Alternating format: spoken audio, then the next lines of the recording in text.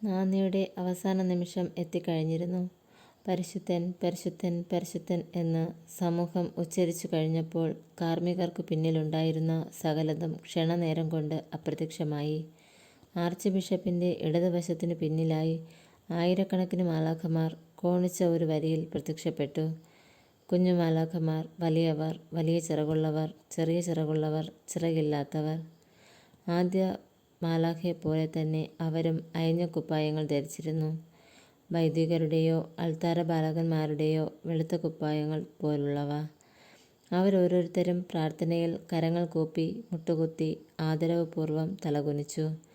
ജനങ്ങൾക്കൊപ്പം ഏകസ്വരത്തിൽ പരിശുദ്ധൻ, പരിശുദ്ധൻ, പരിശുദ്ധൻ എന്ന് പാടുന്ന വിഭിന്ന ഗായകരുടെ പല ഗായക സംഘങ്ങൾ ഉണ്ടായിരുന്നാലെന്ന പോലുള്ള മനോഹര സംഗീതം കേൾക്കുമാറായി. അപ്പം വാഴ്ത്തലിൻ്റെ നിമിഷം, ഏറ്റവും അതിശയകരമായ അത്ഭുതത്തിൻ്റെ മുഹൂർത്തം വന്നെത്തിക്കഴിഞ്ഞിരുന്നു. ആർച്ച് ബിഷപ്പിൻ്റെ വലതുവശത്തിനു പിറകിലായി ഒരു വലിയ സമൂഹം കോണിച്ച വരിയിൽ തന്നെ പ്രത്യക്ഷപ്പെട്ടു. അവരും അണിഞ്ഞിരുന്നത് അതേ മേൽക്കുപ്പായങ്ങളായിരുന്നു. പക്ഷേ അവയ്ക്ക് ഇളം നിറങ്ങളായിരുന്നു. റോസ്, പച്ച, ഇളം നീല, ലൈലാക്ക്, മഞ്ഞ തുടങ്ങിയവയുടെ വളരെ മൃദുവായ ഇളം നിറങ്ങൾ. അവരുടെ മുഖങ്ങളും പ്രകാശപൂർണമായിരുന്നു, ആനന്ദം നിറഞ്ഞതായിരുന്നു. അവരെല്ലാം ഒരേ പ്രായക്കാരെ പോലെ തോന്നിച്ചു.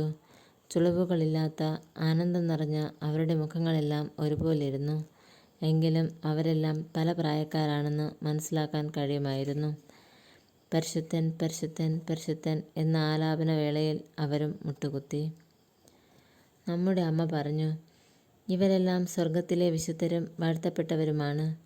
ഇതിനകം സാന്നിധ്യം അനുഭവിക്കുന്ന നിങ്ങളുടെ ബന്ധുക്കളുടെ ആത്മാക്കളും ഇവരുടെ ഇടയിലുണ്ട്. അപ്പോൾ അവളെ ഞാൻ കണ്ടു.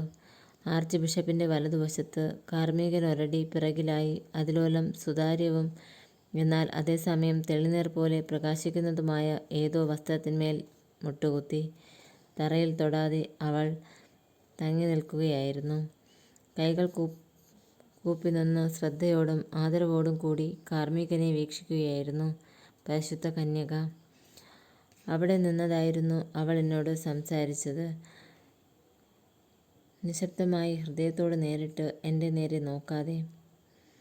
ഞാൻ മോൺസിൻ ജോർജിൻ്റെ അല്പം പിറകിലായി നിൽക്കുന്നത് നിന്നെ അത്ഭുതപ്പെടുത്തുന്നുണ്ട് ഇല്ലേ? ഇങ്ങനെ തന്നെയാണ് വേണ്ടത്. എൻ്റെ പുത്രൻ എന്നെ എത്രയധികം സ്നേഹിക്കുന്നുണ്ടെങ്കിൽ പോലും വൈദികർ ദിവസവും തങ്ങളുടെ പുരോഹിത കരങ്ങൾ കൊണ്ട് പ്രവർത്തിക്കുന്ന ആ അത്ഭുതം പ്രവർത്തിക്കാനുള്ള പദവി അവൻ എനിക്ക് നൽകിയിട്ടില്ല. ഇക്കാരണത്താൽ വൈദികരോടും അവരിലൂടെ ദൈവം പ്രവർത്തിക്കുന്ന അത്ഭുതത്തോടും എനിക്ക് അഗാധമായ ആദരവുണ്ട്.